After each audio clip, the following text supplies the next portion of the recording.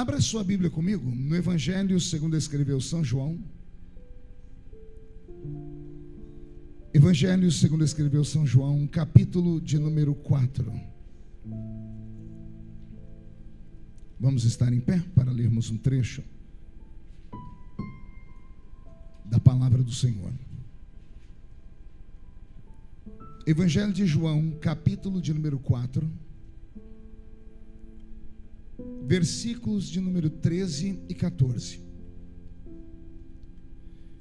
Está escrito assim: e afirmou-lhe Jesus: quem beber desta água tornará a ter sede. Aquele, porém, que beber da água que eu lhe der, nunca mais terá sede. Pelo contrário, a água que eu lhe der se fará nele uma fonte que vai jorrar para a vida eterna. Capítulo 7 do mesmo livro, versículo 38 e 39. 3 capítulos à frente. João 7, 38 e 39. Acabou de chegar o pastor Bruno e a sua esposa e a sua linda filhinha. Deus abençoe vocês, viu? Está escrito: quem crer em mim, como diz a Escritura, do seu interior fluirão rios de água viva. Isso ele disse a respeito do Espírito que haviam de receber os que nele crescem, pois o Espírito Santo ainda não havia sido dado, porque Jesus não havia sido ainda glorificado. Amém, igreja? Feche a Bíblia, coloque no banco, na cadeira e pegue na mão da pessoa mais perfumada do seu lado. Segure a mão dela. Isso. Agora aperte a mão dela com carinho até ela falar aleluia. Pentecostal que não faz barulho.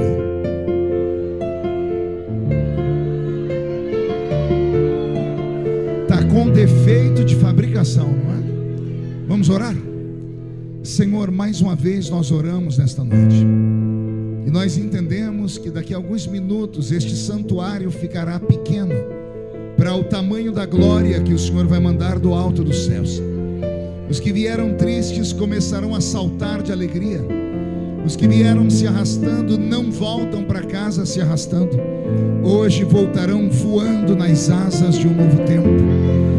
Antes que eu comece a revelar os seus mistérios, cerque esta igreja com a sua glória, e num raio de 5 quilômetros, onde houver um demônio alojado, eu dou a esses demônios segundos para sumirem daqui, porque se não sumirem, serão queimados pelo poder da sua glória que aqui será derramada. Rasgue os céus sobre nós esta noite, manda anjos de fogo descerem aqui, que estes anjos desçam trazendo brasas de fogo nas mãos, comecem a esparramar estas brasas entre nós, e onde houver um crente cheio do Espírito Santo, pega ele nesta noite, Jesus, e mostra o caminho da verdadeira e poderosa adoração. Fala conosco, fica conosco, é o que eu te peço agora e sempre. E toda a igreja diz: os que podem, tomem seu assento, aplaudindo a Jesus, porque Ele é bom.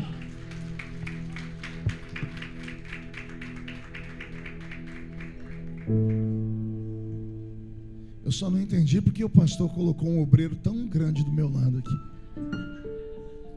Eu entendi que é para puxar meu paletó, então já tirei o paletó, acabou o problema, né? E ele ainda deu glória a Deus. Sangue de Jesus tem poder. Me acompanha aqui no teclado o pastor Roberto. Pastor Roberto é cantor, ministro de louvor, morava lá nos Estados Unidos e veio trabalhar comigo aqui. E ele veio perdido ali, que ele está sem a ferramenta de trabalho dele, que o pastor Bruno atrasou, né, pastor Bruno? Perdeu o caminho, o GPS não ajudou. É, né? Então depois o Roberto puxou a orelha dele. Mas Deus vai falar conosco aqui. Amém, igreja? Diga ao seu irmão: você está preparado? Diga: você vai ouvir palavras que podem mudar a sua vida para sempre.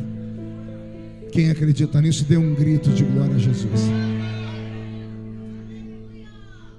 Estes dois textos que eu li nessa noite, eles podem de fato serem um completando o outro dentro de uma visão espiritual. No capítulo 4 do Evangelho de João, nós temos um encontro entre Jesus e uma mulher.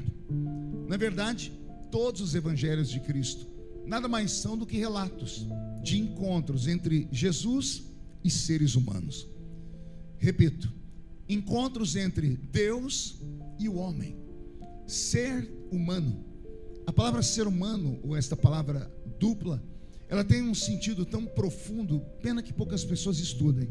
A palavra ser significa uma entidade invisível, e a palavra humanos vem de humus, e humus é terra misturada com esterco. E eu acho que eu não preciso falar para ninguém o que é esterco aqui, né? Então, o que é o ser humano? O ser humano é um espírito que habita dentro de um invólucro, de uma carcaça podre, porque isso é o que nós somos. Dizem as boas línguas que de todos os seres vivos na terra, quando morrem, ninguém cheira tão mal quanto o ser humano. O ser humano, ele é essa mescla de céu e terra. Por que céu e terra? Porque nós somos um espírito. Diferente do que eu aprendi na velha escola bíblica dominical, que os meus pastores diziam: nós temos um espírito e somos um corpo. Me ensinaram errado, porque o verbo ter, ele é passageiro, enquanto o verbo ser, ele é eterno. Então eu não tenho um espírito, eu sou um espírito. Eu tenho um corpo que agora está aqui, e se eu cair morto daqui a pouco e me enterrarem daqui 15, 20 dias, se desenterrarem, não vou encontrar muita coisa lá, a não ser os ossos, os cabelos e os dentes. E com o passar do tempo, até isso é capaz de ser diluído pelo tempo. Então, o que eu tenho, posso ter agora e não ter amanhã, mas o que eu sou, serei para sempre. Então, me ensinaram errado, repito. Falaram que eu tinha um espírito, e eu não tenho um espírito, eu sou um espírito. Eu tenho esta carcaça aqui, como disse. Então, o ser humano é uma mistura daquilo que é sobrenatural com aquilo que é físico, com aquilo que é matéria. E o que poucas pessoas entendem é que nós, principalmente nós pentecostais, somos caminhantes de dois mundos. Parte de nós precisa desse plano terrestre para sobreviver, mas parte de nós precisa de um plano sobrenatural para sobreviver. Se eu pedisse para você fazer um exercício agora, olhando para a pessoa que está do seu lado e reparando ela de verdade, porque ia ser o seu sonho, eu sei disso, só que você está com vergonha de olhar para a pessoa, a cor da roupa chamou a atenção, o brinco, a joia, a bijuteria, então eu te daria essa oportunidade agora. E se você olhasse e eu te perguntasse, como é que esta pessoa chegou nesta forma física? Tenho certeza que aqui teríamos várias opiniões. Você olha para uma pessoa e diz assim: você sabe que ela está comendo. Mulher é mais prática nisso do que homem. A mulher olha para o cabelo da outra e diz: menina, está caprichando aí na vitamina. Meu Deus, eu esperava uma mulher falar, um homem que respondeu. Não, o homem fica quieto agora. Qual que é a vitamina do cabelo, mulheres? Pronto. Aí a outra vai dizer: nossa, olha, essa sua pele está caprichando na vitamina D.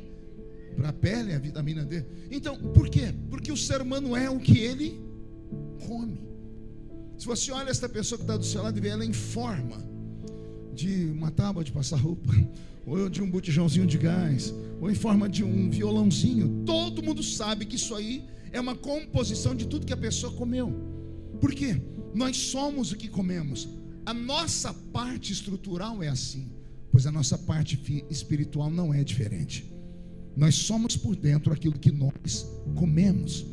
É por isso que crente que não vem ao culto, ele acaba se afastando e com o tempo vai saindo da igreja ao ponto de se desviar. Eu não venho à igreja apenas para agradar o pastor, eu venho à igreja para alimentar o meu espírito. O meu espírito não come arroz, feijão, picanha, açaí. O meu espírito se alimenta da glória de Deus, da presença de Deus. E esta presença que eu quero que opere entre nós esta noite. Posso ver um amém? Então, voltando, o que são os evangelhos? Relatos de encontros entre Deus e o ser humano. Jesus veio e se encontrou com vários seres humanos e deixou na sua palavra os relatos. No capítulo 4, Jesus vai se encontrar com um ser humano interessante. Vai se encontrar com uma mulher. Nós não temos o nome dela, só sabemos a sua etnia. Ela era de Samaria ou Samária. Por isso que a Bíblia chama de mulher samaritana. Se todos os discípulos que andavam ao lado de Jesus soubessem a história daquela mulher, como Jesus já sabia, possivelmente ela não teria tido a oportunidade de encontrar com Jesus, porque a religiosidade deles, com certeza, falaria muito mais alto do que a misericórdia do Mestre. Aliás, a história toda está envolvida num manto de mistério. Pergunte por quê. Só falo se todo mundo perguntar. Primeiro, porque Jesus é judeu e a sua trupe, os seus alunos, o seu colégio apostólico são feitos de judeus. E judeus não passavam pela terra de Samaria há centenas de anos. Os judeus da Bíblia Sagrada, daquele tempo de Cristo, não se aproximavam da terra de Samaria. Para eles, a terra de Samaria era uma terra maldita. Então, todas as vezes que alguém tinha que ir do outro lado da montanha, porque a terra de Samaria ficava bem ao solapé de uma montanha, as pessoas preferiam dar a volta imensa de mais de 1h30 caminhando, para simplesmente chegar do outro lado, só para não pisar na terra de Samaria. A terra de Samaria ficava num beco, como se você estivesse caminhando por uma rua e encontrasse um atalho. Então, se caminhassem por dentro da terra no atalho, economizariam 1h30 para chegar do outro lado. Jesus está andando com seus discípulos, todos são judeus. Judeus não pisam na terra de Samaria. Amém até aqui? Pois bem, mas eles estão andando e de repente os discípulos percebem que o mestre está em silêncio. Ao olharem para trás, perderam Jesus de vista, porque Jesus viu o atalho e entrou dentro da terra de Samaria. Quando ele entra dentro da terra de Samaria, eu penso que a cabeça dos discípulos deram um nó. Os discípulos têm que resolver muito rápido o que fazem: se caminham atrás de Jesus, ou se dão a volta pela estrada, o caminho comum, e encontram com ele daqui 1h30, ou vão correr o risco de não encontrá-lo mais. Eles têm que resolver. Se entram em Samaria, vão ter problema com a sua consciência, problema com o seu coração, com os ensinamentos dos seus pais, com os ensinamentos da sua própria religião. Mas deixa eu voltar aqui um tempo para explicar para vocês o motivo da briga entre samaritanos e judeus. Samaritanos e judeus eram irmãos de sangue. Todos eles eram filhos de Abraão. A diferença é que os samaritanos eram criados a partir da junção de um judeu com um daqueles povos que cercavam aquele mundo antigo: os heteus, os heveus, os girgazeus, os cananeus. Deus não proibiu isso. Ele permitiu que eles se misturassem com outros povos, desde que eles viessem e morassem na terra sagrada. Então daí nascem os samaritanos. Se os samaritanos são filhos de Abraão, não era para samaritanos e judeus terem briga, sim ou não? Não era para terem briga. E por que é que brigaram? Vocês vão ficar escandalizados. A briga deles se deu por causa de um culto muito antigo. Judeus são homens e mulheres que amam festas religiosas. Eles fazem várias festas por ano. Tem a Pessac, que é a festa da Páscoa. Tem a festa dos pães. Tem a festa do Pentecoste. Eles têm as festas da colheita. Eles têm inúmeras festas. E todas estas festas para eles têm conotação com o grande Deus de Israel. Conta a história que um dia, em uma dessas reuniões de festa, um judeu estava salmodiando.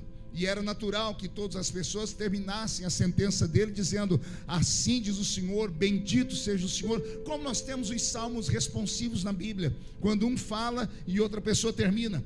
Era assim as festas deles. Mas nesta festa em particular deu um problema, porque um judeu, ao recitar, começou a dizer: Deus tem que ser adorado em Jerusalém. Era para todo mundo dizer amém. Mas um samaritano gritou: não, Deus tem que ser adorado no alto da montanha. O judeu deveria ter relevado e continuado a adorar, mas ele não aguentou e disse: não, Deus tem que ser adorado em Jerusalém, porque Jerusalém é a terra de Davi. O samaritano deveria ter ficado quieto, mas não aguentou e disse: não, Deus tem que ser adorado no alto da montanha, porque foi lá que ele revelou-se a Moisés, o seu servo. O judeu deveria ter ficado quieto e continuado o culto, mas não aguentou, o orgulho não deixou, a religiosidade não deixou. E ele então enfrentou o samaritano dizendo: não, Deus tem que ser adorado em Jerusalém, porque Jerusalém tem as 12 portas, e por uma delas entrará o Rei dos Reis e Senhor dos Senhores.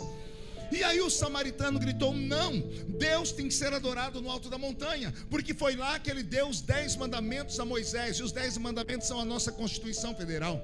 Por causa dessa briga religiosa, eles perderam a comunhão. Nunca mais conversaram.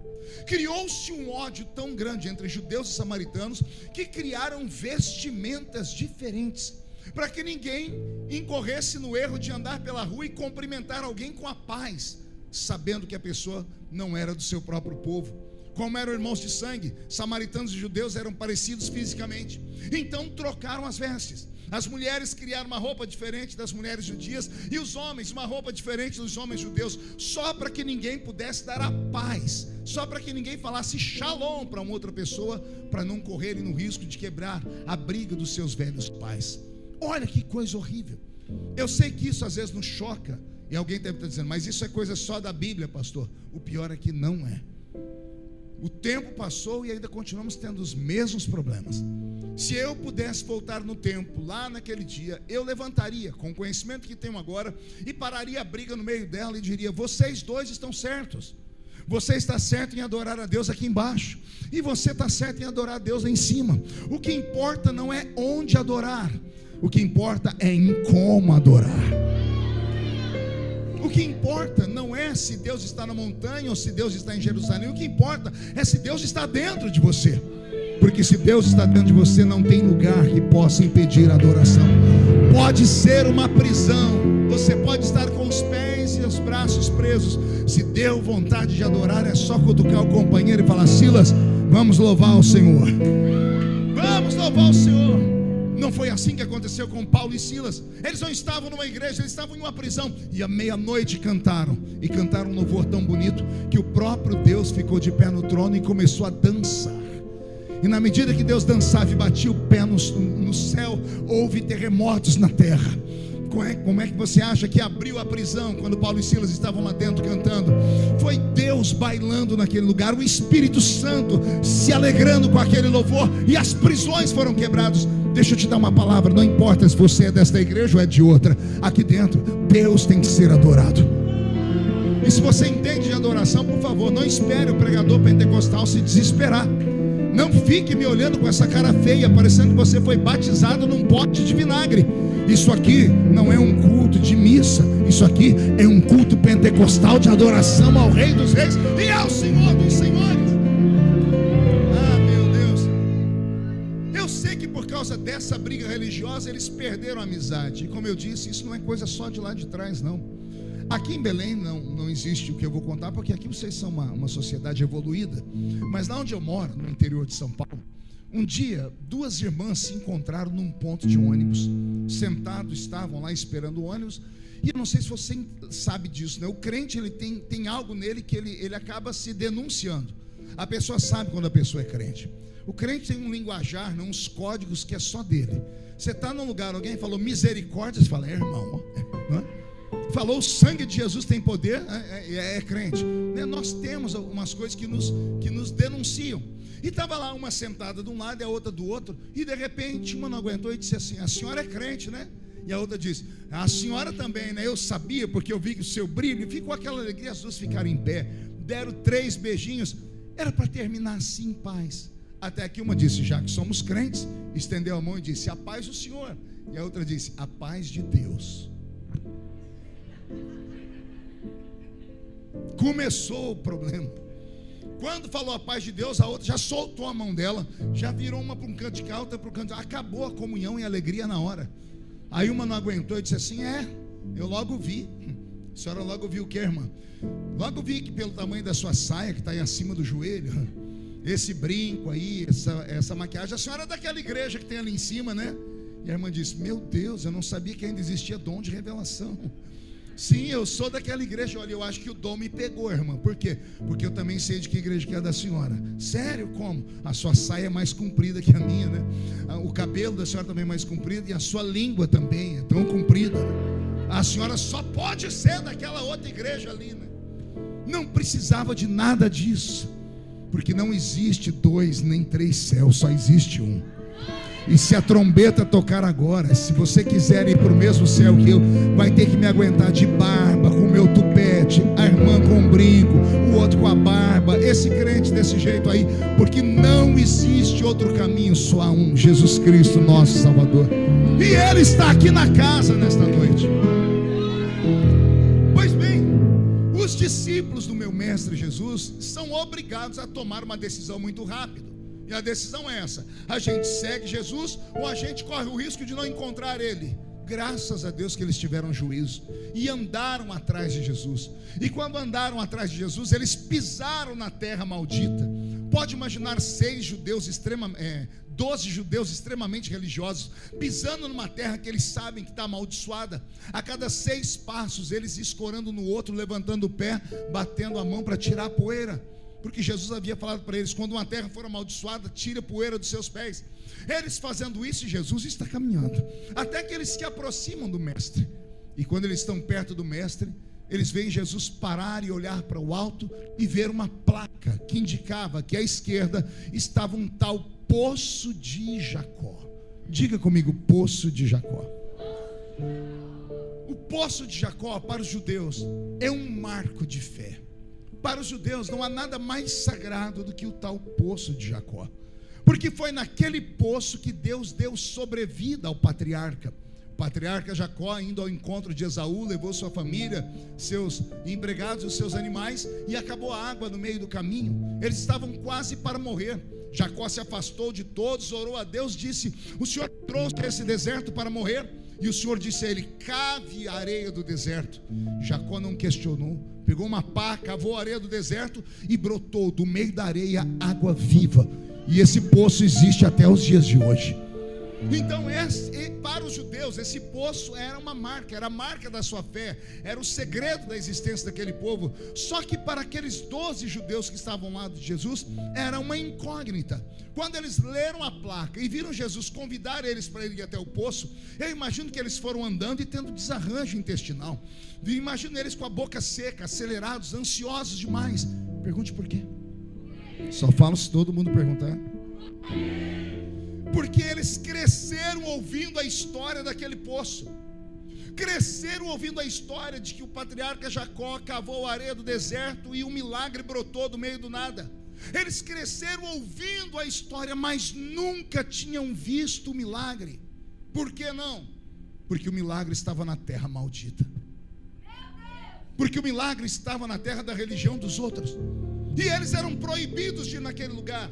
Eles contariam a história para os filhos deles, os filhos deles para os filhos dele, como se fosse apenas uma lenda, uma história de carochinha, um conto falado de pai para filho. Se tornaria lenda, porque uma coisa que você só ouve e nunca vê, acaba perdendo crédito. Pois bem, olha o que aconteceu. Andando com Jesus, Jesus os arrasta para perto do poço. Eles cercam aquele poço com a presença deles, e eles olham para baixo e sentem o cheiro da terra molhada. Eles ouvem, escutam o barulho das águas em movimento no fundo daquele poço. E ao invés de chorarem, eu imagino eles numa alegria profunda, e um acotovelando o outro, dizendo: é verdade, o milagre existe de verdade. Até ontem eu só tinha ouvido falar, mas hoje eu estou vendo o milagre. Aqui já começa um recado para quem veio a esse culto. Andar com Jesus dá nisso. Seguir Jesus dá nisso, é uma aventura. Quem veio nesta noite em busca da presença de Jesus corre o risco de nesta noite ver aquilo que até ontem só ouviu falar. Eu vou falar de novo. Quem segue Jesus e acredita nesta unção do culto pentecostal, porque o culto pentecostal não é um culto normal. Eu volto ao que eu disse no início: nós não somos normais, somos caminhantes de 2 mundos. Parte dos que estão aqui caminham nesta terra, mas parte de nós caminha pelas regiões celestiais. Porque quando você não era crente, você debochava desses gritos que nós damos, e agora você é aquele que grita mais do que os outros. É porque antes só parte de você compreendia as coisas da terra. Agora que você aceitou Jesus, você entende que o nosso grito não fica dentro dessas 4 paredes. Não há teto que segure o grito pentecostal. Não há céu que segure o grito pentecostal. Nós gritamos porque acreditamos que há uma unção divina, há uma energia nessas palavras. Os discípulos estão olhando ainda, estão vivendo aquele momento, e Jesus quebra o clima. Eu imagino Jesus fazendo assim, e eles olhando para ele, Jesus falando: está calor aqui, né, gente? Eu estou com sede. Alguém pode me ajudar com um copo de água?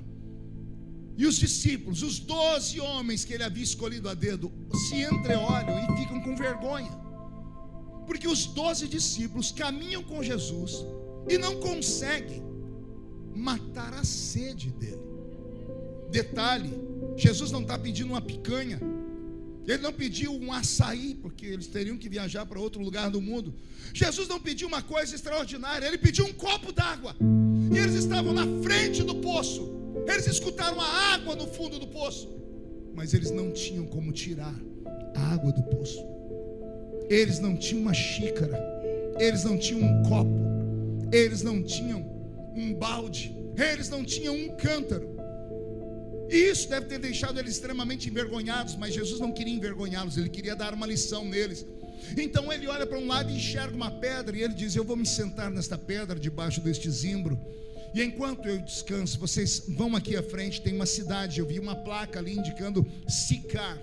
Vocês vão até a cidade, preparem pouso, comprem água para que eu possa lavar os pés e as minhas mãos, preparem comida, e eu encontro vocês lá. Jesus, uma espécie de guarda. Segundo, porque eu leio a Bíblia. Alguém contou a história, sim ou não? Quem contou? João, isso, nós lemos no Evangelho de João. Por que Mateus não contou essa história? Porque ele não estava lá. Só João contou essa história. Eu quero que você, 11 discípulos pegam a estrada, um falando para o outro: a gente está ruim, hein? Como pode? Esse homem dá tudo para nós. Ele multiplica peixe, ele multiplica pão. Fala então, mexe com a gente de matar a sede dele.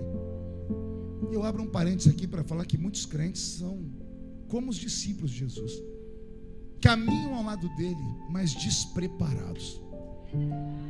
Não basta caminhar ao lado de Jesus, tem que estar preparado ao caminhar com ele. Como por exemplo, não basta entrar na igreja.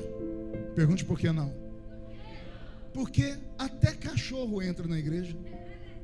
Lá em São Paulo fizeram uma piadinha. Por que o cachorro entrou na igreja?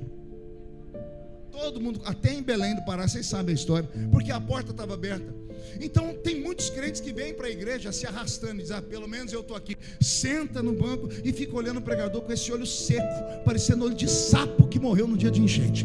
A pessoa cruza os braços, põe a mão no queixo e põe essa desgraça desse chiclete na boca, e fica mexendo no celular, olhando o pregador com raiva, querendo que eu tenha uma resposta extraordinária para a vida dele. Esquece ele que aqui dentro uma andorinha sozinha não faz verão. A Bíblia diz que quando vocês se ajuntam, uns têm que ter salmos, louvores, e outros têm que ter testemunho, palavra. Aí quando junta o louvor e a palavra, Paulo diz: vocês saem da terra e acessam as regiões celestiais. Entendeu? Muitas pessoas, só por estarem na igreja, querem que o pastor ainda se curve, dizendo assim: olha, o meu irmão veio no culto hoje, eu sou pastor de igreja. De vez em quando eu dou um grito lá na minha congregação, dizendo assim: queridos, a porta da rua é serventia da casa. Se for para ficar no culto desse jeito, só para olhar as pessoas: pastor, mas eu vim aqui para participar de uma reunião. Isso aqui não é uma reunião do Rotary Club, não é uma reunião do Lions Club, isso aqui não é a maçonaria, não é uma reunião daquela, como é que é aqueles perfumes que o povo vem da Renaudet? Renaudet. Aqui não é isso, aqui é uma reunião espiritual. O problema é que a gente vem para o culto querendo receber, e culto é exatamente o contrário. O culto é para você dar, é para você prestar, é para você agradecer. Aí você vem e diz: não, eu não tenho motivos para dar glória a Deus. Seu ingrato, o seu nome está escrito no livro da vida, os seus pecados foram perdoados. Se a trombeta do arrebatamento tocar agora, você vai morar no céu. Como é que você não tem motivo para adorar a Jesus? Me diz como.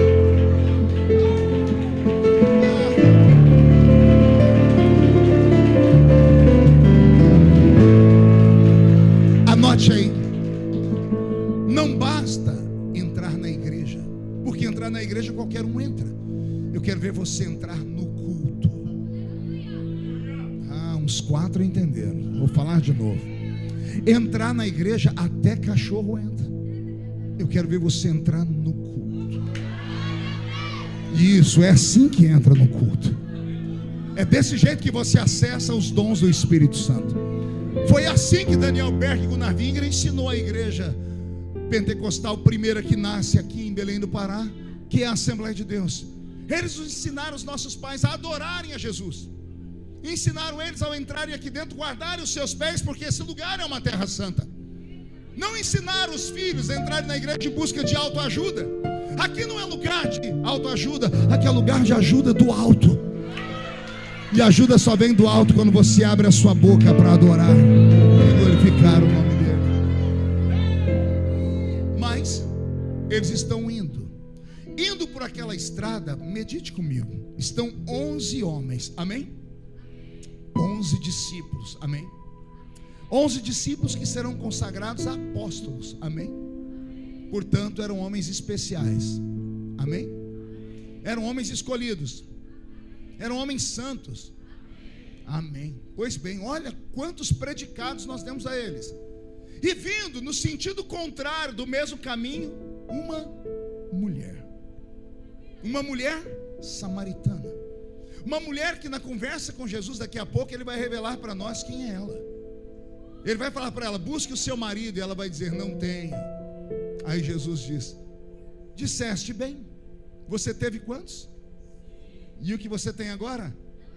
Então ela estava em adultério. Podemos entender que essa mulher era uma espécie de prostituta de luxo, porque mesmo entre os samaritanos o adultério era punido com pedradas. E por que aquela mulher não estava apedrejada? Simples, ela era amante ou de um político ou de um líder religioso da seita dela. E ninguém mexe com esse tipo de pessoa. Ela era poupada por isso. Era uma mulher que passou a vida toda sendo um objeto na mão de homens.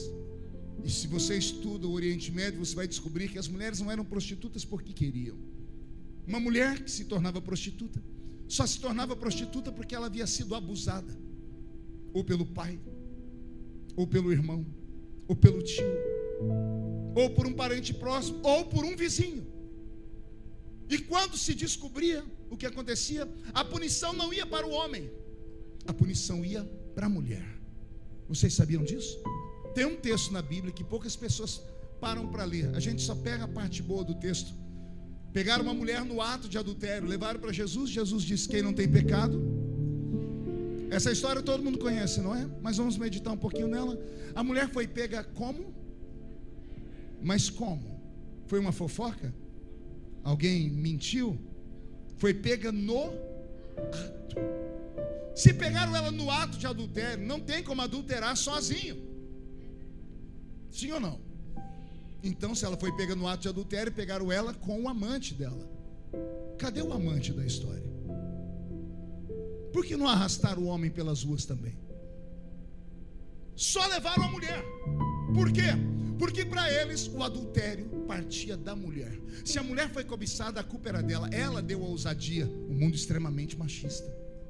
Olha que coisa violenta era. A mulher da minha história aqui, ela tinha uma vida desregrada, não porque queria, porque no passado dela alguém abusou dela. E ao ser abusada, a mulher era retirada de casa e enviada para a zona do Baixo Meretriz, porque trouxe vergonha para o pai e para toda a família. E por isso a mulher acabava se tornando prostituta para não morrer de fome. A mulher da minha história aqui, ela não é uma mulher comum. Se fosse comum, Jesus não teria ido ao seu encontro. Eu quero acreditar que o que levou Jesus a falar com aquela mulher naquele dia foi exatamente uma atitude que ela deve ter tomado naquela mesma manhã, ou na madrugada que antecede aquela manhã. Eu penso que aquela mulher acordou no meio da noite, ou já de manhãzinha, e colocou a mão do lado da cama, talvez do lado esquerdo ou do lado direito, em busca do amante. Mas o amante já não estava ali. Então ela se levanta, olha numa mesinha de madeira, iluminada por um candelabro, e lá está o dinheiro que ele deixou para ela. Esta era a vida dela todos os dias. Ela era um objeto, ela era usada pelos homens. E eu acredito que neste dia em especial, aquela mulher olhou para aquele dinheiro, olhou para o espelho e sentiu nojo da vida dela. Ela tentou fazer uma análise, penso eu, digo eu, tá? Isso aqui é um pensamento do pregador, não da Bíblia. Ela começou a refletir sobre a vida e entendeu que a vida para ela não teve sentido nenhum. Ela não pode ter filho porque que nenhum dera dela, e o que ela está agora é de uma outra mulher. O homem a que ela se entregou na noite anterior foi para os braços da esposa brincar com os filhos, E ela ficou apenas com aquele maldito dinheiro. Eu acredito que aquela mulher cansou, porque tudo na vida tem limite. Eu acredito que ela sentou na cama e chegou à seguinte conclusão: isso não é vida. Eu acredito que ela deve ter olhado para o teto e dito: se há um Deus no céu,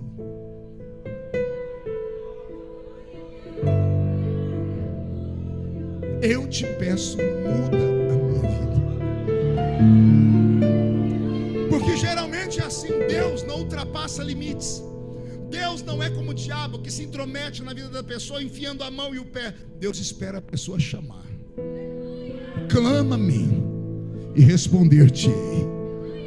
Aquele que pede, recebe. Aquele que procura, acha. Aquele que bate a porta se abre. A ação tem que ser do homem. Deus não age, Deus reage. O homem age, o homem ora, o homem pede, então Deus reage na ação do homem. É o meu pensamento, porque não tem outra explicação, meu apóstolo. Não tem outra explicação. Jesus é judeu, ele está com os discípulos judeus, ele conhece aquela estrada. O que foi Jesus fazer dentro daquela terra maldita? Por que ele foi direto para o poço de Jacó? Por que ele mandou os discípulos ir e ele ficou esperando naquele poço? Ele foi ali sob uma ordem do Pai. O Pai falou com ele enquanto ele andava naquela estrada, disse: meu filho, hoje é dia de quebrar regras. Por que, meu pai? Tem uma pessoa que buscou a minha face. Tem uma pessoa que me procurou, e quem procura encontra. E onde está essa pessoa, meu pai? Essa criatura humana, esse ser humano, essa entidade espiritual que habita num corpo podre, está aí na terra de Samaria. Meu pai, você vai ter que entrar aí, meu filho, porque eu vim buscar o que está perdido, não é? Não é essa a sua história? Você não foi aí resgatar aquilo que eu perdi? Então você vai entrar aí, porque essa mulher é importante para mim. Então Jesus entra naquela terra, quebrando regras, quebrando etiquetas, quebrando doutrinas religiosas, quebrando dogmas. Por quê? Porque para Deus o ser humano vale mais do que dogmas. Posso dar um exemplo? Se nós colocássemos agora aqui na minha mão esquerda a Bíblia Sagrada e aqui na minha mão direita o maníaco do parque, réu confesso de 13 assassinatos com requintes de crueldade, chegássemos diante de Deus e falasse: Senhor, eu tenho a tua palavra que é imutável e inerrante, e eu tenho essa alma condenada ao inferno porque é podre, foi um cavalo do diabo, maníaco do parque. O Senhor dos dois, Deus, a tua palavra ou esse homem podre, caído e destruído?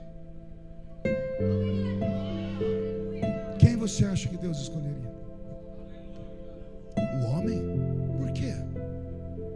Eu tenho a resposta. Pergunte para mim.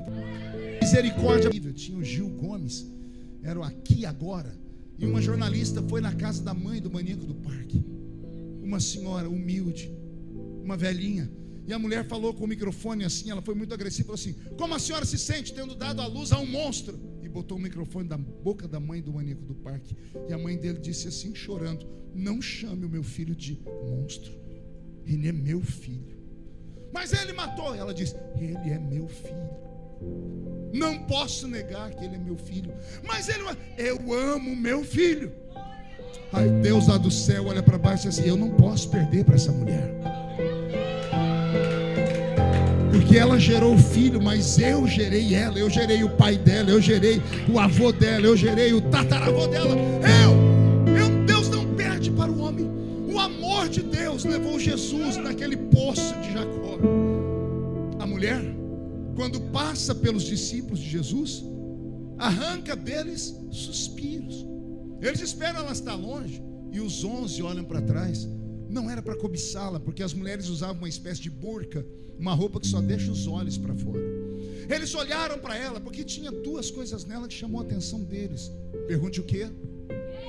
O cinto que ela usava denunciava que ela não era judia, ela era samaritana. E um cântaro que estava aqui no ombro dela. O que estava no ombro dela? Então vem cá comigo. Indo para a cidade de Sicar, 11 homens, amém? 11 santos, 11 apóstolos, 11 escolhidos, 11 homens especiais. E vindo uma prostituta de luxo, uma destruidora de lar, uma mulher que está com um homem que não é o dela, sim ou não? Pois bem, 11 santos não podiam matar a sede de Jesus. A prostituta podia matar a sede dele. Medita nisso comigo, é muito profundo. 11 santos, homens crentes, homens escolhidos por Deus, não conseguiram matar a sede de Jesus. Mas a prostituta tem o que eles não têm. Ela tem um cântaro aqui no ombro. Ela é capaz de matar a sede de Jesus. Talvez, para entender isso, eu tenho que usar um exemplo. Você já participou de algum culto que você estava cansado, você não sentiu nada, a não ser raiva, vontade de ir embora, olhando para o relógio, terminou o culto, você murmurou com os irmãos lá fora, que palavra ruim, os músculos afinaram tudo. Mas naquele mesmo culto que você, que é salvo, murmurou, tinha uma pessoa que não era crente. E a pessoa que não era crente chorou o culto inteiro. Ela ficava do lado dizendo para o amigo: você contou minha história para o pregador. Como é que ele está contando a minha vida inteira? Quem já ouviu essas coisas? Quem já ouviu? Agora me explique como é que o pecador que não conhece Jesus, está com a vida podre, entra aqui dentro, sente a presença dele. Aí você está aqui desde criança e está aí me olhando com essa boca travada, com essa boca de aço, essa língua de ferro e esse queixo de concreto. Você não consegue abrir a boca nem para respirar. E quando terminar o culto, vai arrumar algum jeito de murmurar lá fora. Jesus está aqui esperando que você mate a sede dele. Aquela mulher, a prostituta, podia matar a sede dele. Eu me lembro quando eu era garoto, eu tinha uns 15 anos de idade, eu estava em Ribeirão Preto pregando numa cruzada. E lá nas praças do interior de São Paulo, nós temos aqueles lugares que chamam de coreto. Alguém sabe o que é coreto aqui? Aqui tem coreto. A gente ficava naquele coreto, colocava uma caixinha de som, um microfone, ficava pregando. Os irmãos ficavam aqui embaixo orando, entregando folhetos. E eu era muito pequeno, né? Eu usava uma gravatinha de crochê, né? Não pregava nada com coisa nenhuma, estava começando, né? Mas eu lembro que quando eu fiz o apelo, nós escutamos um grito. A praça inteira procurou o grito. E nós vimos na esquina, bem na esquina da praça, tinha um prostíbulo. E tinha uma mulher na porta, sentada. Escutou a pregação inteira. E quando eu fiz o apelo, ela deu um grito e veio correndo. O pessoal abriu espaço. Ela chegou na frente do coreto. Em respeito ao culto da Assembleia de Deus, descobrimos depois que ela era uma menina desviada. Ela tirou brinco, tirou maço de cigarro, jogou em cima do coreto e ela dobrou o joelho. Ao dobrar os joelhos, foi uma vergonha, porque ela estava seminua e as vergonhas dela apareceram todas. E me deu uma pena, eu fiquei com dó daquela mulher. E nós começamos a orar. Enquanto nós estávamos orando, duas irmãs do círculo de oração que estavam ali com a Bíblia aqui na mão, vieram marchando perto dela, colocaram a mão na cabeça dela. Eu achei que elas iam orar pela mulher. E eu parei para ouvir a oração das duas. As duas começaram assim: sai dela, Satanás, sai agora, espírito maligno. Mas não tinha manifestação, a mulher só chorava, só chorava. E chorava. E aí eu percebi que eu parei, porque eu estava orando no microfone, eu parei. A mulher estava falando em línguas. Aqui estava ajoelhada. Ela orava em línguas, chorava com as mãos para cima. E as duas velhinhas viram e começaram a expulsar o demônio. Aí eu falei para elas: vocês não estão vendo que não é demônio? Elas disseram: você é muito criança, você não entende disso. Eu falei: como assim? Elas disseram: você acha que o Espírito Santo vai descer sobre um lixo desse? O Espírito Santo vai descer sobre uma mulher seminua, com cabelo cortado, toda pintada? Olha a ideia dessas mulheres. Eu era jovenzinho, em respeito, fiquei quieto. Se fosse hoje, aquelas velhinhas iam se ver comigo. Eu ia falar para as duas: levante as 4 mãos de vocês, 2 de cada uma. Procura aí, tem um furo na mão de vocês? Não tem um furo feito por pregos? Não. E nos pés, tem marca nos pés? Não tem um lado direito furado de vocês? Não. Vocês ficaram 3 horas pendurados em uma cruz, sofreram asfixia? Não. Então vocês não têm o direito de chamar ninguém de lixo. O sujo não pode falar mal do mal lavado. Não pode. Não pode. Ah, meu Deus. Aquela prostituta podia matar a sede de Jesus. Os discípulos de Jesus vão embora. A mulher chega perto do poço. Ela chega perto do poço, olha para um lado, olha para o outro, e ela percebe que são 2 judeus que estão ali. João foi identificado pela roupa judia, mas Jesus deixou ela apavorada. Pergunte por quê? Porque a roupa dele era branca. Ele era um homem santo. Ele era um sacerdote. Ele era um doutor da lei, um profeta. E aquela mulher, que era da mesma filha de Abraão, como Jesus era, sabia que profetas revelam. Ela ficou apavorada. O coração dela quase sai pela boca, porque se aquele profeta resolve revelar a vida dela, aquele discípulo que está do lado dele pode matar ela. Então ela faz tudo muito rápido. Ela ajoelha, tira debaixo do cinto dela uma corda, tira o cântaro do ombro, amarra a corda no gargalo do cântaro, solta o cântaro dentro do poço. O cântaro bate nas águas, barulho de águas em movimento, e ela começa a içar. Ela começa a erguer o cântaro. E quando o cântaro sai de dentro do poço, ele sai vertendo água cristalina, água pura, água gelada, água capaz de matar a sede do pior moribundo no meio do deserto. E quando Jesus vê aquela água, a mulher começa a desamarrar o gargalo do cântaro. Ela vai colocar a corda na sua cintura e ela vai levantar ele embora. Era para terminar em silêncio, era para terminar daquele jeito. Ela está com medo. De repente Jesus quebra o silêncio. Jesus se dirige a ela. João não está acreditando. João deve estar dizendo assim dentro da cabeça dele: ele está falando com essa mulher. E Jesus diz assim para ela: senhora, ei, moça, mulher. Ela olha para ele e ele diz: me dá dessa água, porque eu tenho sede. Oh, glória. Vou te contar uma coisa que ninguém nunca te contou. A resposta da mulher é violenta. Lembra como é que ela responde? Como sendo tu, homem judeu, pede água a mim que sou mulher samaritana. Ela está desconstruindo a dignidade de Jesus. Ela está dizendo assim para ele: como sendo tu homem, ela está mandando um recado. O senhor não sabe que nenhum homem que tem vergonha na cara conversa com uma mulher que não é do povo dele? Ela está chamando Jesus de safado. Aí o que vem na minha mente é: por que ela disse isso? Daí a minha teoria de que ela era amante de um líder religioso. Ela achou que Jesus era igual o pastor da igreja dela. Ela achou que Jesus era igual o obreiro da igreja dela, que usa o poder que tem para seduzir as mulheres. Quando ela viu Jesus puxar a conversa com ela, ela achou que Jesus estava querendo seduzi-la, que ele estava querendo abrir um espaço para conversar, para depois arrastar ela para a cama também. Por causa da roupa branca, da religião, na religião dizendo assim: você é um em Jesus, isso é homem santo. João está aqui, ninguém ataca um homem, sabe que vai morrer. Ela encara Jesus desse jeito. Ela poderia ter ficado quieta, ignorado, mas ela respondeu. Daí a minha teoria de que de manhãzinha ela falou com Deus.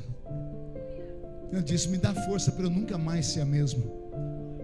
Nenhum homem vai tocar mais em mim.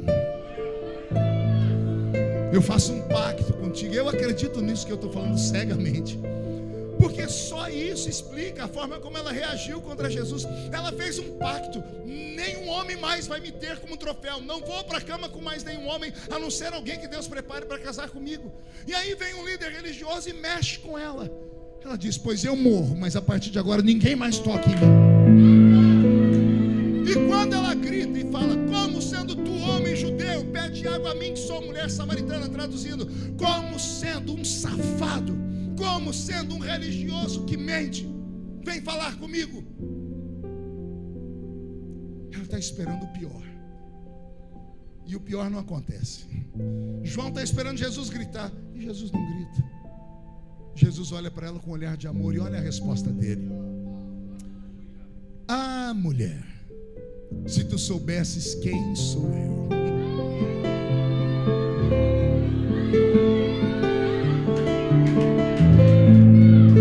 Se tu soubesses quem sou eu que fala contigo, você me pediria água, e eu te daria uma água que quem bebe dela nunca mais tem sede. Glória. Eu me emociono todas as vezes que prego sobre isso. A palavra de Jesus fez um efeito tão poderoso dentro da mulher, que a mulher muda a forma de tratamento. Lembra que ela disse para Jesus antes: como sendo tu homem judeu? Aí Jesus diz: ah, se tu soubesses quem sou eu. Olha a resposta dela: mas Senhor. Entendeu ou não? Primeiro era homem judeu. Aí Jesus desconstrói ela com a palavra branda. Aí ela se curva e diz: mas Senhor. Alguém só chama o outro de Senhor quando sabe que ele é maior do que ela. A gente só chama alguém de Senhor quando essa pessoa conquistou o nosso respeito. Jesus conquistou o respeito dela. Diz: mas Senhor, o poço é fundo e tu não tens como tirar água. Era tudo que Jesus queria, uma oportunidade para conversar com ela. Jesus se levanta da pedra. João não está entendendo nada. Jesus chega perto do poço. A mulher ainda está ajoelhada, ela está em choque. Ela esperava morrer e escutou uma palavra branda. Aí Jesus olha para dentro do poço e disse: você tem razão, eu não tenho como tirar água daí, mas a água que eu vou te dar não está aí.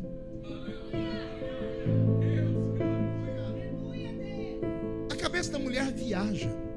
Eu estive lá nas ruínas de Sicar e eu fui até o poço de Jacó. Num raio de 10 quilômetros não tem uma gota d'água, gente. Não tem córrego, não tem rio, não tem lagoa, não tem nada. Só tem aquele poço no meio da areia. É um milagre. E aí Jesus disse para ela: a água que eu vou te dar não está aí. E a mulher disse: se não está aqui, onde está essa água? Aí Jesus disse: deixa eu me apresentar. Imagina ele abrindo os braços dizendo: eu sou a fonte da água da vida. Quem bebe da água que eu tenho para dar nunca mais tem sede.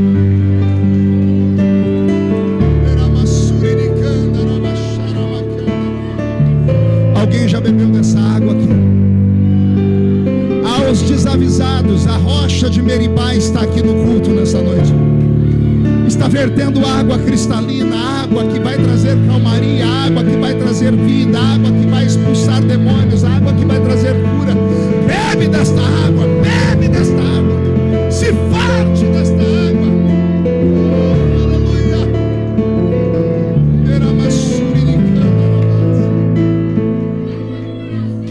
Olhe para mim, sente aí um minutinho.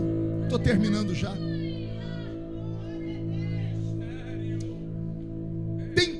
Ensinamentos nessa história. Um deles, e tão poderoso é o que eu vou dar agora. Eu fui lá em Israel. Eu fui nas ruínas de Sicar e no poço. Eu fiz o trajeto da mulher. Sou muito curioso. Andando calmamente para chegar das ruínas da cidade de Sicar até o poço, são 25 minutos a pé. Eu fiz essa trajetória.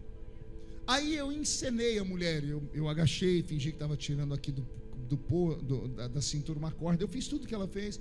Eu imaginei o diálogo dela com Jesus. Eu calculei no relógio, não deu 15 minutos. 25 minutos ela levou para vir, 15 minutos ela falou com Jesus.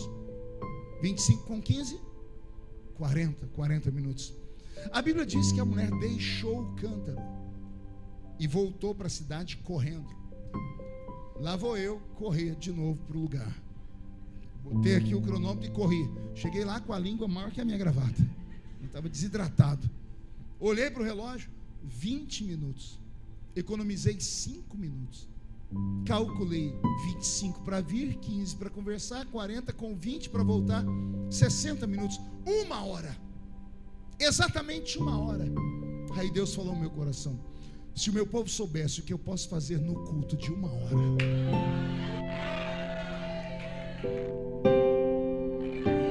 Se você soubesse o que significa esse momento aqui, onde você escuta alguém cantar, um pregador pregando esses gritos, essa horinha aqui pode mudar a sua vida para sempre. O que Jesus fez na vida dessa mulher foi algo extraordinário. 1 hora, bastou 1 hora. Olha, me acompanhe. 1 hora atrás ela está saindo da cidade, todo mundo está dizendo para ela shalom, bom dia. Quando ela vira as costas, o povo diz: lá vai a Kenga, lá vai a destruidora de lá vai a mulher possessa pela pombagira. Quando ela olha para trás, eu dou: tudo bem, shalom, porque ninguém tem coragem de falar com ela, porque ela é amante de alguém poderoso. 1 hora atrás ela saiu da casa dela como prostituta. 1 hora depois ela volta como a maior missionária do Novo Testamento.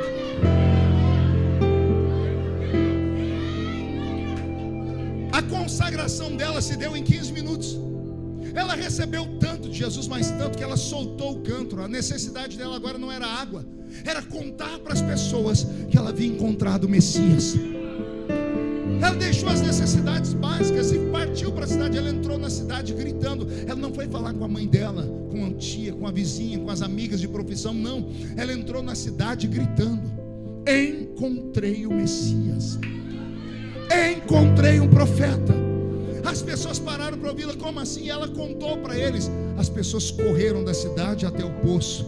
A Bíblia diz que a cidade toda, não foi a rua, os vizinhos ou um bairro, a cidade toda desceu até o poço. E Jesus fez um culto com a cidade inteira. A cidade inteira se converteu. No fim do dia, quando o povo está voltando para a cidade, a mulher ainda está sentada no meio-fio da rua, chorando, impactada com a presença dele. E aí as pessoas passam e dizem assim: agora cremos, não porque te ouvimos, mas porque os nossos olhos viram que ainda existe profeta em Israel. 1 hora de culto transformou aquela mulher de prostituta em missionária. No que será que Deus está te transformando nessa noite? Por que será que o meu voo teve que ser cancelado? Por que será que eu tinha que estar aqui nessa noite? Ou nós acreditamos que há um poder sobre-humano, que Deus é quem tem o controle da nossa agenda, e Ele nos trouxe aqui para falar alguma coisa, ou a gente larga a mão disso. Isso aqui não é uma mera reunião. Eu não sou coach. Eu não vim aqui pregar uma mensagem de autoajuda para você. Eu vim aqui falar com você sobre uma ajuda do alto, uma ajuda que vem da presença do Espírito Santo. Deus está falando com você, te dando respostas, dizendo que Ele é maior na sua vida e precisa ser o principal alvo seu nessa noite. Deus está falando com você, pastor, você não cantou. O senhor aí no banco, olhe para o seu irmão e diga: escute o pastor. Eu vou fazer uma pergunta e eu quero que você tente respondê-la. Sentado naquela pedra está Jesus, amém? O Jesus que está sentado ali é o Jesus homem ou é o Jesus Deus?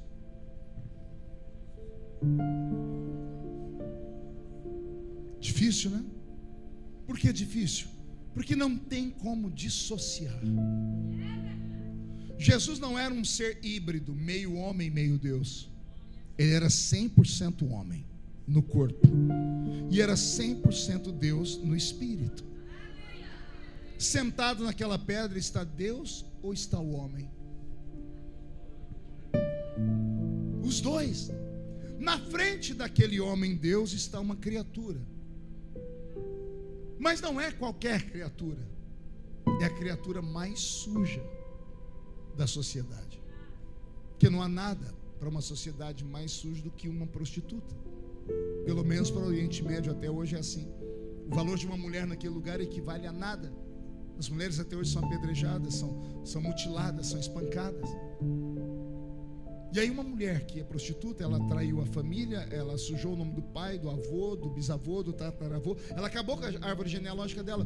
Sentada ali, ajoelhada na frente de Jesus, está o pior ser humano da terra.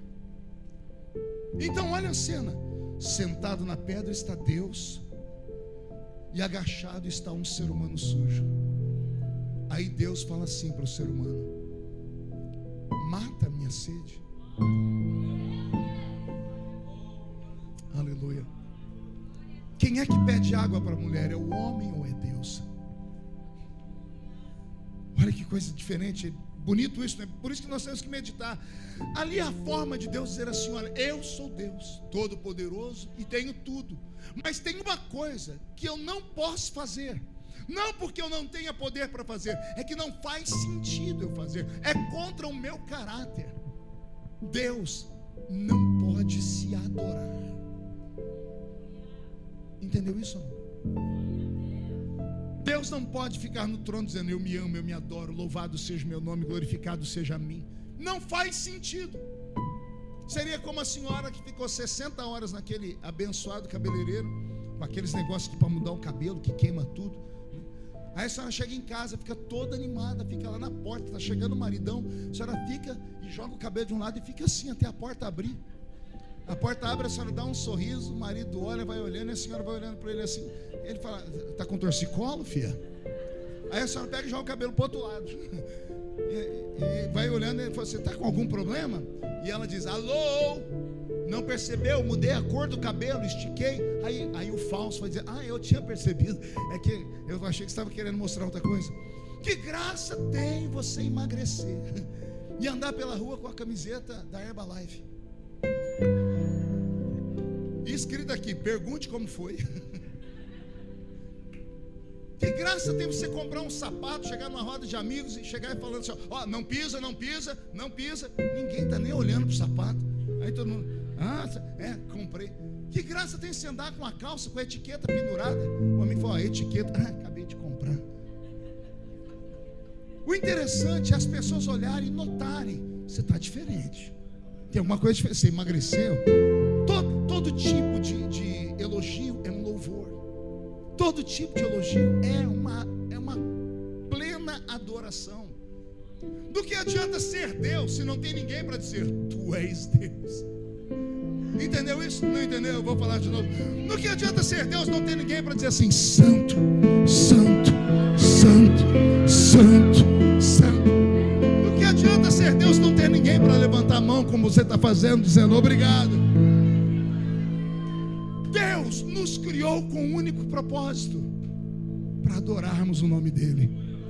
E aqui nesse texto Jesus está dizendo: qualquer um pode me adorar, até o mais vil dos seres humanos, até o mais sujo dos seres humanos. E ele está mandando um recado: às vezes o mais sujo tem mais chance de matar a minha sede do que o limpo. Por quê? Porque o limpo não precisa dele para nada. Tem alguns crentes que chegam a ser concorrentes de Deus, vocês sabem disso, né? Aqui não tem, aqui tem o quarto membro da Trindade, né? Lá na minha igreja tem uns lá que Jesus chega, quando Jesus chega, ele está no culto, ele vai embora. Mas Jesus só não vai ficar, não, ele está aí. É porque a pessoa é mais santa do que ele. Deus não consegue ser Deus na vida de gente perfeita. Ele só consegue ser Deus na vida de gente torta. Vamos para a filosofia paulínia? Paulo está lá brigando com Deus, discutindo, e Deus só está escutando. Miserável homem que sou, quem me livrará desse corpo? E Deus está escutando. Daqui a pouco Paulo fala: o bem que eu quero fazer eu não faço, o mal que eu não quero faço todos os dias. E Deus está escutando. Aí ele solta: eu tenho um espinho na carne, Senhor. Não é no espírito, tá? É na carne. E o espinho na carne incomoda. Já ficou com o espinho aí na mão? Incomoda. Senhor, eu tenho um espinho na carne. E Paulo não está se aguentando. Por que não está se aguentando? Pergunte por que não. Porque boa parte das cartas dele é pegando pesado com quem peca. Você tem que se converter, tem que confessar, tem que fazer, tem que se santificar, tem que isso e aquilo, e aquilo, e aquilo. E ele ensinou tudo e não deu conta de viver o que ele ensinou. Por isso que ele fala: o bem que eu quero fazer, que eu ensino todo mundo a fazer, não dou conta. Por que ele não contou isso para Pedro, que era o pastor presidente da igreja de Jerusalém? Vamos lá, vamos lá. Por que ele não contou para João? Pergunte para mim: por que não, pastor? Porque Pedro e João iam abraçar ele, iam chorar e falar: irmão Paulo, nós vamos orar pela sua vida, mas a partir de agora o senhor está excluído, tá? O senhor está disciplinado, e tudo que o senhor escreveu não prestou para nada. Vamos pegar toda a sua história e jogar dentro da lata do lixo, porque é isso que a igreja faz. Quantos homens de Deus nós vimos aí tombar, porque são linhas de frente, e a igreja, ao invés de socorrer, acaba com o legado da pessoa e destrói tudo que ele fez. Não é assim que o ser humano faz? Por que Paulo não contou para eles? Porque ele sabia que ia acabar o ministério dele. Aí Paulo foi contar para Deus. E depois que ele falou tudo, Deus falou assim: acabou, Paulo? Acabei, Senhor. O que o Senhor diz? O Senhor diz: só tem uma palavra para você. Qual é? A minha graça. A minha graça te basta. Por que, Senhor? Porque o meu poder se aperfeiçoa. Aonde? Calma aí, vamos meditar aqui. O poder de quem? O poder de Deus. Alguém consegue medir o poder de Deus? Deus é o único ser onipotente. O que é onipotência? É todo o poder. Aí vem Deus que tem todo o poder e diz: o meu poder se aperfeiçoa. Calma aí. O que é aperfeiçoar? É melhorar. É trocar o mais fraco por um mais forte. É isso ou não? Como é que Deus, que tem todo o poder, pode fazer o poder dele melhorar? Não está escrito: o meu poder se aperfeiçoa quando você ora em línguas. Não está escrito: o meu poder se aperfeiçoa, melhora quando você sobe o monte. O meu poder se aperfeiçoa quando você dizima. Não está escrito isso. Está dizendo que o meu poder se aperfeiçoa na sua fraqueza. Um dia eu perguntei a Deus por quê. O Senhor disse para mim: porque só tem um critério ser Deus, é poder ajudar a criatura. E eu só consigo ser Deus na vida de fraco, porque o fraco me busca, o fraco me procura, o fraco chora, o fraco confessa, o fraco se arrepende. E quando o fraco se arrepende, Deus estende as asas e Ele cobre os seus filhos como a galinha junta os seus pintinhos. E aí o diabo se levanta para acusar. E a Bíblia diz: se levantar contra você 11.000 demônios, 1.000 cai de um lado, 10.000 cai do outro, e você não é atingido. O inimigo sai contra você por um caminho para te acusar. Aí Deus manda expulsar ele, e ele corre por 7 caminhos. Aí o Senhor diz: nenhuma arma forjada contra ti prosperará. Que arma que funciona contra nós? A arma que vem contra a consciência e nos acusa. Do que adianta ser Deus se não tem um pecador para Ele perdoar? Alguém entendeu isso aqui? Aí vem Deus, o Criador, e diz assim: olha, eu posso te ajudar, mas eu preciso que você faça uma coisa. O que, Senhor? Mata a minha sede. Como, Senhor? Me adora. Me adora na dor, na luta. Esquece os seus problemas agora, porque eu conheço eles, diz o Senhor. Lembra do meu, eu te criei para um propósito só. Adore o meu nome, glorifique o meu nome. Adore mesmo não tendo oportunidade, mesmo não tendo vontade. Adore mesmo quando tudo caiu, quando o teto desabou, quando o buraco se abriu e te engoliu. Adore a Deus mesmo que a lepra venha no seu corpo, mesmo que os seus filhos morram. Adore a Deus mesmo que a sua mulher te abandone. Adore a Deus. Aprendamos com Jó. Não foi isso que aconteceu com ele? Quando o diabo achou: tomei tudo, ó, Jó se levantando, dizendo: eu sei que o meu Redentor vive, e em breve se levantará para me socorrer. Com a vida da samaritana eu aprendo que Deus não busca os perfeitos. Ele busca gente como a gente. Gente que está aqui não é porque merece, e não é porque é mais forte do que os outros. Gente que é apaixonada por Ele. Gente que erra todo dia, e todo dia está aqui: Senhor, eu estou aqui, me ajuda aí. Releva mais uma vez, me perdoa mais uma vez, para começar tudo de novo. Se houvesse um perdão eterno e a nossa mente pudesse viver sem a prática do perdão, a gente não tinha que ter Santa Ceia todo mês. Algumas igrejas, como a Igreja Católica, faz toda semana. Algumas vertentes do cristianismo fazem quase todo dia. Algumas vertentes do cristianismo têm a prática da confissão, porque o ser humano não suporta viver com as acusações do diabo, e só uma forma dele ser livre é estar diante de Deus. E tem uma forma de Deus te olhar com outros olhos: é você mesmo não valendo nada, dizendo: eu não valho nada, mas eu estou aqui. Ainda que o Senhor não me queira, eu te quero, ninguém me tira daqui. Se você adorar a Deus nessa intensidade, antes do culto terminar, você voltará para casa debaixo de uma unção poderosa. Quem pode dar glória a Deus por isso, né? E eu quero encerrar agora dizendo o seguinte: eu li 2 textos, não vou dar conta de pregar o segundo, mas vou fazer um paralelo. No primeiro texto tem uma palavra-chave. Jesus, falando com a mulher, depois disse assim para ela: eu vou te dar um presente. E ele disse: se as minhas palavras permanecerem em você, vai nascer dentro de você uma fonte de água que vai jorrar para a vida eterna. Capítulo 7 de João, 3 capítulos depois, uma semana depois, Jesus está com os discípulos, e pelo que eu entendo, os discípulos estão tristes. E Pedro é aquele que tem a língua maior do que a minha gravata, vai falar com Jesus. Jesus pergunta: o que está acontecendo, Pedro? E Pedro não aguenta e entrega a todo mundo. Está todo mundo bravo com o senhor aí. Por quê, Pedro? Por causa da semana passada lá. O que aconteceu semana passada? Por causa daquela zinha lá. Que zinha, Pedro? Aquela samaritanazinha lá. E o que tem ela, Pedro? João falou para nós que o senhor deu para ela um presente. Eu dei um presente, foi. João falou até o nome. O senhor deu para ela uma tal de fonte que vai jorrar para a vida eterna. Eu imagino Jesus olhando assim: é verdade, eu dei para ela uma fonte, mas por que está todo mundo triste? Senhor, eu não vou falar não, eu não queria falar não, mas nós estamos com o senhor já tem 3 anos, né? Para aquela mulher o senhor já deu uma fonte, para nós o senhor não deu nem uma gota, não tem nem uma xícara dessa água para nós. Eu imagino Jesus dando uma gargalhada, dizendo: Pedro, é esse o motivo que está todo mundo jururu? Sim, senhor, traz todo mundo lá. Senhor, traz todo mundo. Pedro chama todo mundo olha para Pedro, olha para Jesus. Eu imagino o povo falando assim para Pedro: cagueta, X9. E Pedro dizendo: não, ele tem o dom da revelação. E Jesus olhando para os 12, todo mundo bicudo, falando: gente, é sério isso? Vocês estão bravos porque eu dei para aquela mulher uma fonte? Vocês acham mesmo que eu sou injusto?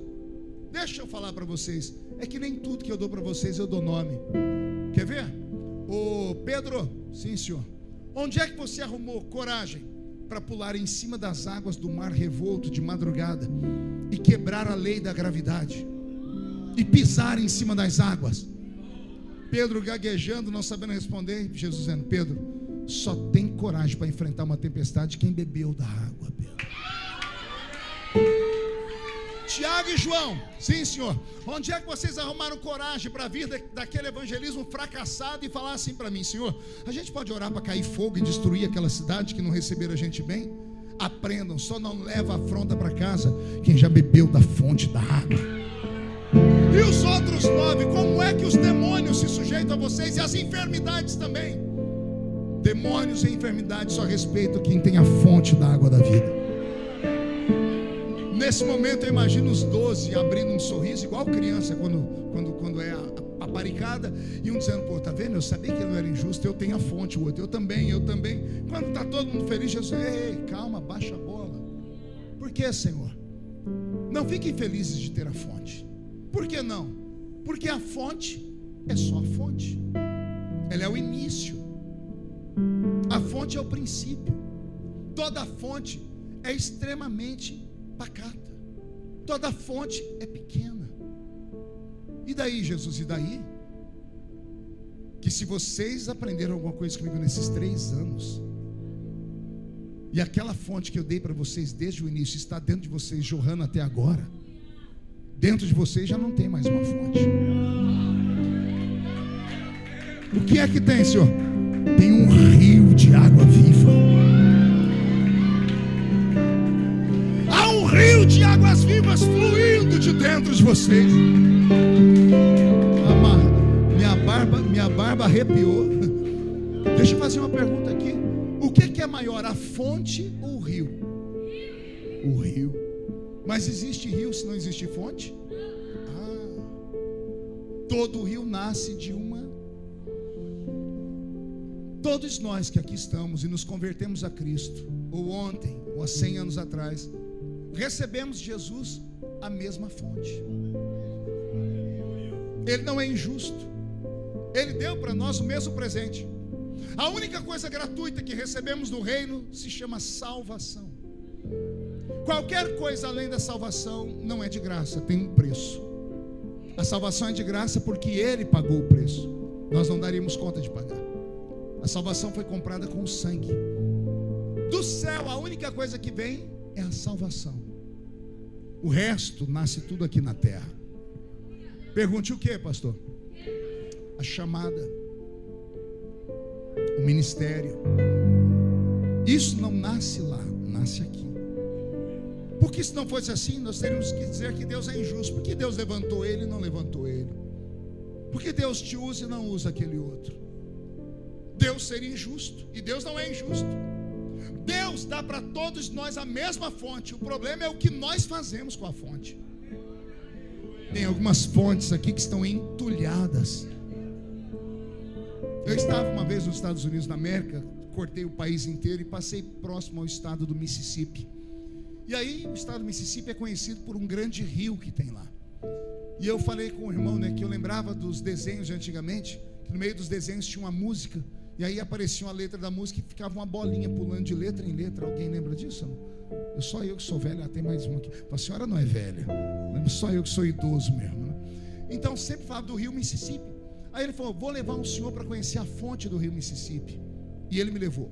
O rio é imenso, são quilômetros, ele corta vários estados americanos. E a gente estava perto da nascente do rio.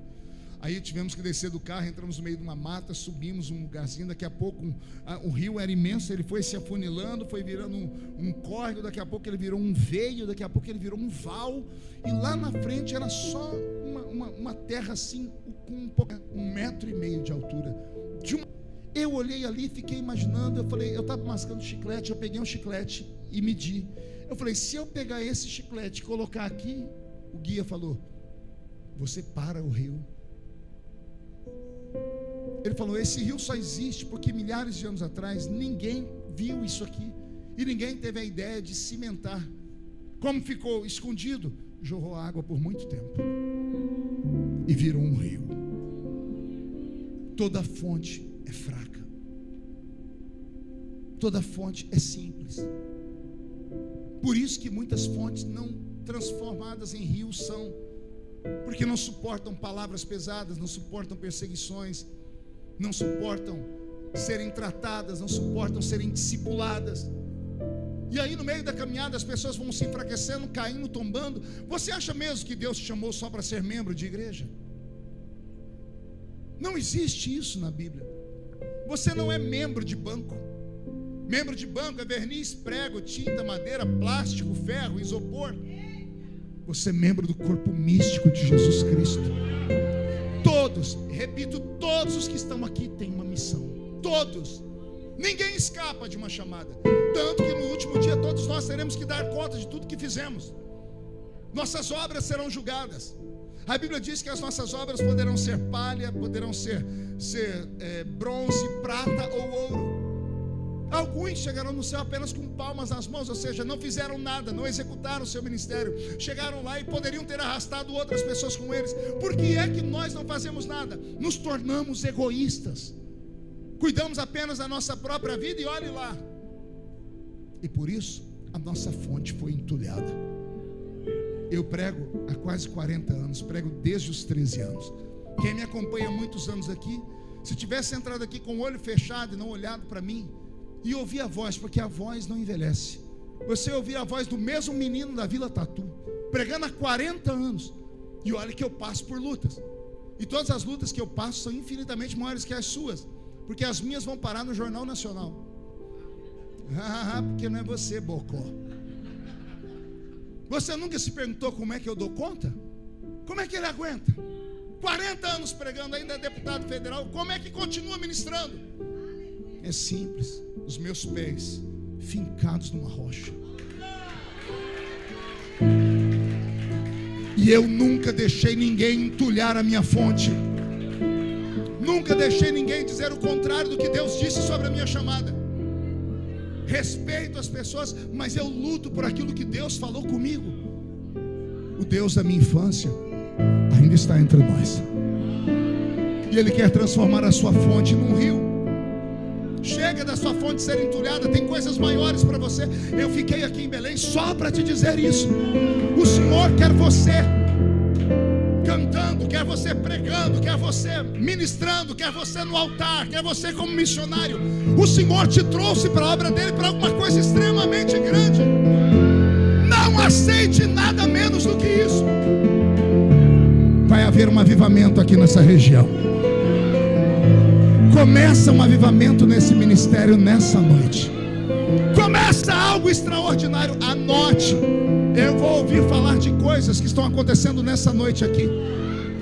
Eu ainda estarei sentado te ouvindo pregar, te ouvindo cantar. Eu vou estar lá velhinho, ainda antes do arrebatamento, te ouvindo dar um testemunho. Naquela noite, pastor, Deus desentulhou a minha fonte, e o rio começou a jorrar. Vai jorrar o rio. Jesus vai salvar a sua família, vai mudar a sua vida profissional. Vai haver um avivamento, e só quem quer.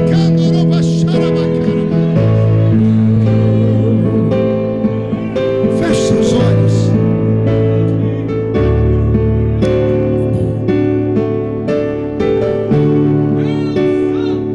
Eu poderia estar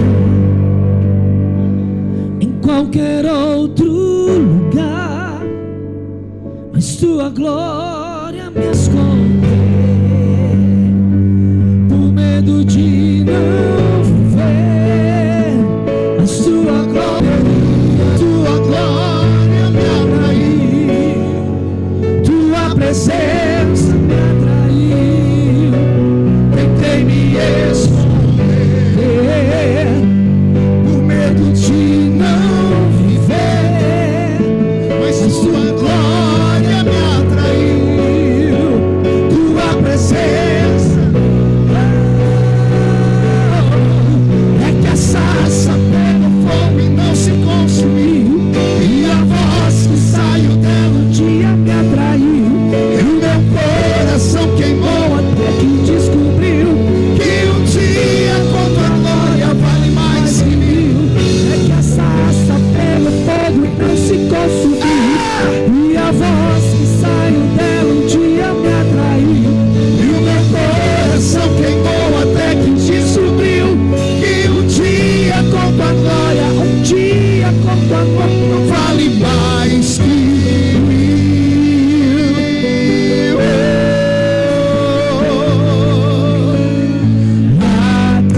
Atraídos pela tua presença, não me vejo sem a tua presença.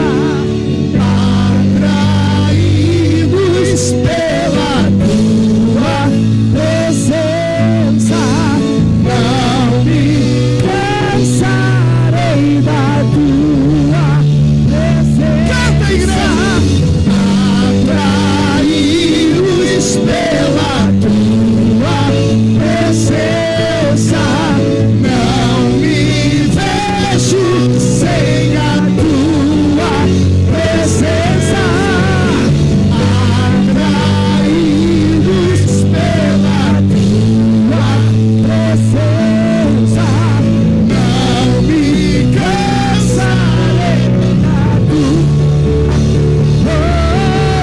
É que a sarça pegou fogo e não se consumiu, e a voz que saiu dela um dia me atraiu, e o meu coração queimou até que descobriu que um dia com tua glória vale mais que mil.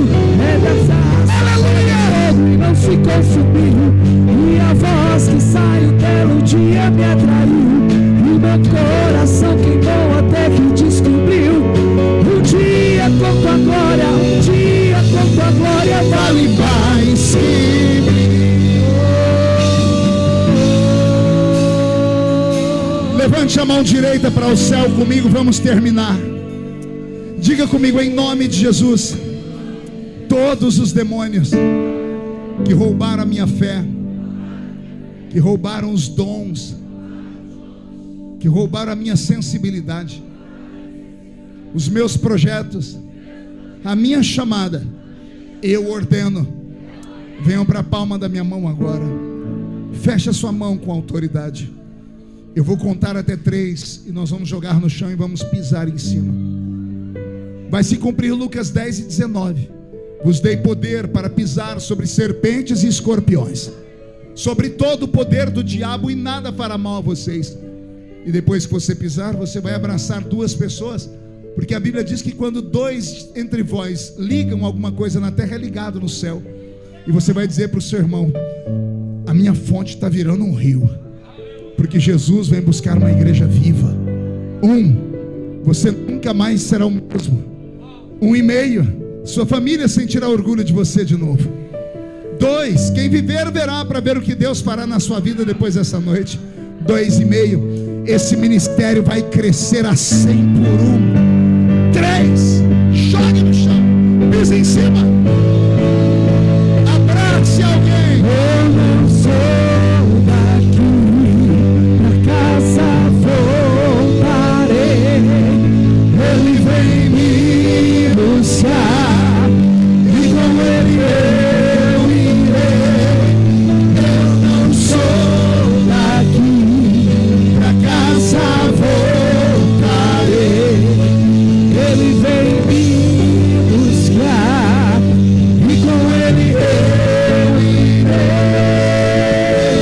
Em breve Jesus no céu vai aparecer e todo joelho se dobrará e toda língua confessará. Mas a igreja será no piscar de olhos. Mas aí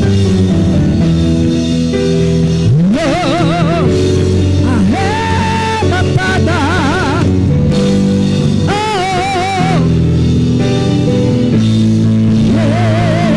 Mas a igreja arrebatada.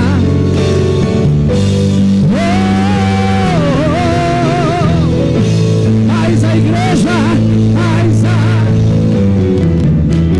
Levante as suas mãos e declare. E no piscar de olhos acontece. Levante a sua mão, abre a sua boca e declare. Mas aí, meu Deus, e no piscar de acontecerá. Yeshua,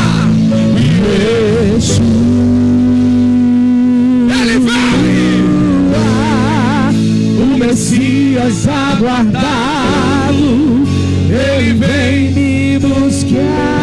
Levante a sua mão e declare. Yeshua,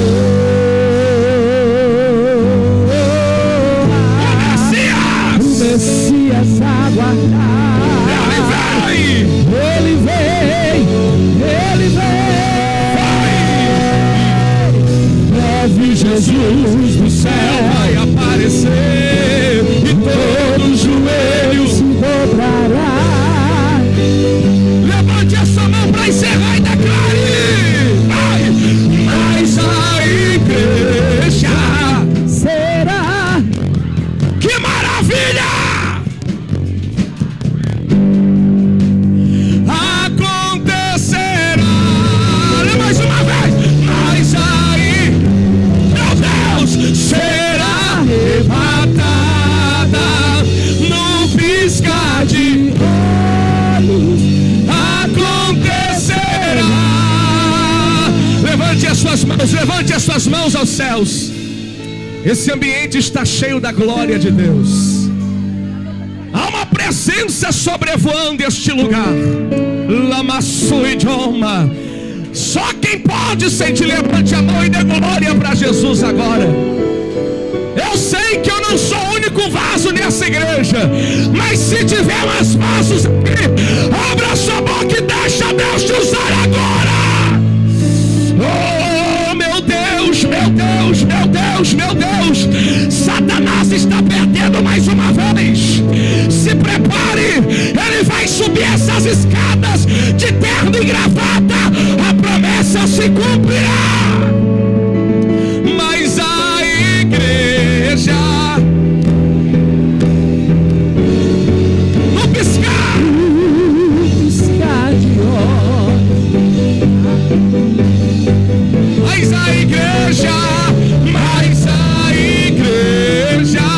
será no piscar de olhos. Acontecerá.